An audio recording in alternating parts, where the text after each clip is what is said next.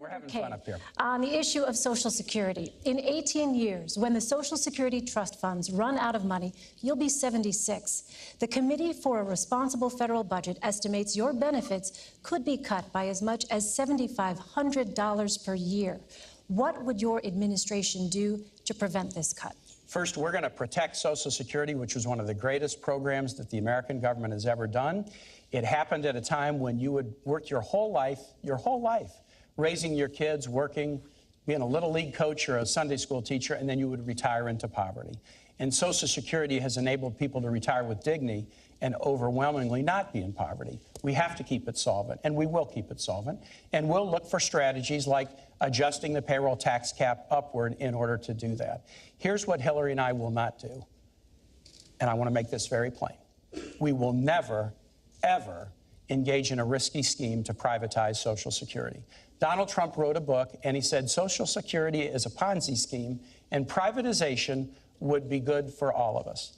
And when Congressman Pence was in Congress, he was the chief cheerleader for the privatization of Social Security. Even after President Bush stopped pushing for it, Congressman Pence kept pushing for it.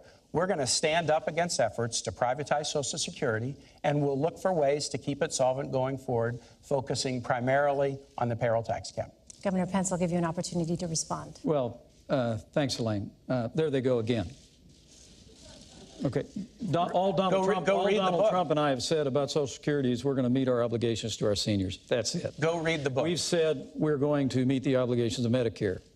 That's what this campaign is really about, Senator. And I get this is the old scare tactic that they roll out, scare the seniors. But you have a voting record, Governor. And I get all of that. I just, look, there's a question that you asked a little bit earlier that I have to go back to. I can't believe that you won't defend your own voting record. I have to go back to. Well, look, you're running with Hillary Clinton, who wants to raise taxes by $1 trillion, increase spending by $2 trillion.